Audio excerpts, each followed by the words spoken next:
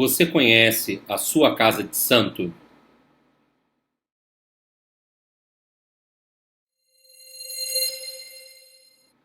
Olá pessoal, eu me chamo Felipe Brasil, sou dirigente do Templo Espiritualista Aruanda, casa de Umbanda localizada em Maricá, no Rio de Janeiro. E a pergunta que eu faço hoje é: você conhece a sua casa de santo? A casa que você elegeu para ingressar? Ninguém começa um relacionamento a dois sem conhecer um pouco da pessoa, sem conhecer a história, o contexto, um pouco do passado, da família. E aí você vai conhecendo. Quando você começa um relacionamento a dois, você vai conhecendo a família da pessoa, onde ela mora, visita o local, né? E começa a estabelecer uma relação. Você não sabe da história do dia para a noite, dentro de num estalar de dedos. Mas que você converse horas a fio com aquela pessoa, você vai conhecer o ponto de vista dela, a narrativa dela sobre aquela história. Quando você conhece, às vezes, os pais, vai escutar uma outra perspectiva, vai ter uma outra percepção da mesma história. E por aí vai. E aí você vai conhecendo, você vai se aprofundando. Vamos pegar esse exemplo, vamos transpor isso para dentro da corrente mediúnica. A gente sempre fala, nós, dirigentes espirituais, na sua grande maioria que estamos aqui, gravando algum vídeo, dizendo: não entre numa corrente imediatamente.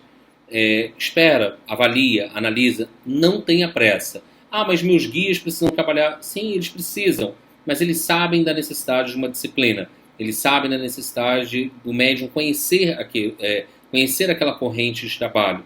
Então, hoje, existe uma oferta de casas, no entanto, cabe você avaliar a qualidade do que está sendo ofertado dentro do contexto espiritual. Então, o que eu quero colocar para a gente poder começar a pensar é: se você que elegeu uma casa, você conhece um pouco da história e da trajetória daquele dirigente espiritual.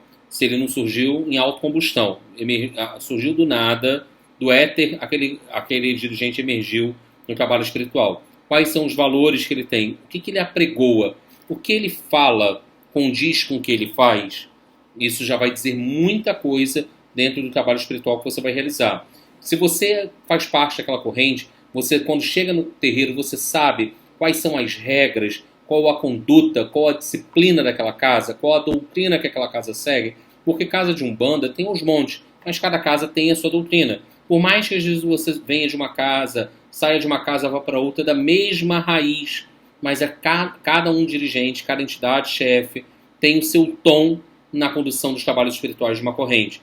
Então, eu sei saudar Exu, mas você sabe saudar Exu na corrente que você faz parte? Você sabe explicar o porquê que você está saudando? Você vai então até a tronqueira, você sabe como se dá aquilo ali? Você sabe bater cabeça? Você sabe saudar um Cruzeiro das Almas? O atabaque? Você tem essa segurança? Isso é importante. Se você não sabe, a primeira dica é: procura seu dirigente, pergunta a ele como que faz. Se você está na casa há muito tempo, você já deveria saber ensinar isso aos mais novos. Né? No TEA, na nossa casa, a gente tem um curso de doutrina de Umbanda. O nome é esse porque é a doutrina da nossa casa. É claro que muita coisa se aplica a muitas casas de Umbanda, mas ali a gente procura dizer como que a gente faz e o porquê a gente faz determinadas ações e tem determinadas atitudes dentro da corrente. Esse é um objetivo de calibrar toda a corrente para que os médiuns tenham um conhecimento básico acerca do que está acontecendo. Se a sua casa, né, tem atividades espirituais, por exemplo, tem uma atividade social na sua casa? Pô, tem. A doação de cesta básica, quando acontece? Como que acontece? Como que é o processo associado a isso? É importante, porque querer chegar na casa de santo, trocar a roupinha e incorporar, não diz muita coisa. Né? Assim, para isso, 90% dos médiuns só querem fazer isso efetivamente. É unânime isso entre os dirigentes espirituais, a mesma fala. Mas você sabe como que é o processo? Às vezes, se você já sabe firmar o seu anjo da guarda, se você não sabe, já perguntou ao dirigente, se ele explicou, você não entendeu, você falou: olha, meu pai, me desculpa, eu não entendi, me explica de novo, porque amanhã você não vai estar refém do conhecimento do dirigente espiritual. Ele já ensinou. Imagina um professor que está numa sala de aula com 40 alunos. Ele transmite aquela informação. E se você não entende, você tem que levantar o braço. Você tem que perguntar. Se você tem vergonha de perguntar no coletivo, vai lá, manda uma mensagem para o seu dirigente, fala com ele: meu pai, preciso esclarecer uma dúvida contigo. É um caminho. Se a sua casa tem um trabalho como cirurgia espiritual, algum tratamento de cura, você sabe explicar aquele que está chegando? Porque uma coisa é um médium novato, principalmente o novato, ele tem que estar muito ávido em aprender tudo que se dá naquela casa. É que nem quando você chega no emprego novo. A gente fala que um profissional, ele tem uma curva de cerca de 3 meses de aprendizado. Se você já passou dessa curva de aprendizado e você está vivendo o terreiro e está vivendo no piloto automático, volta 2 casas, pergunta o que você está fazendo ali e avalia a sua conduta, avalia a sua forma de se relacionar com o terreiro. Então, é importante eu saber, ter conhecimento da minha casa de santo.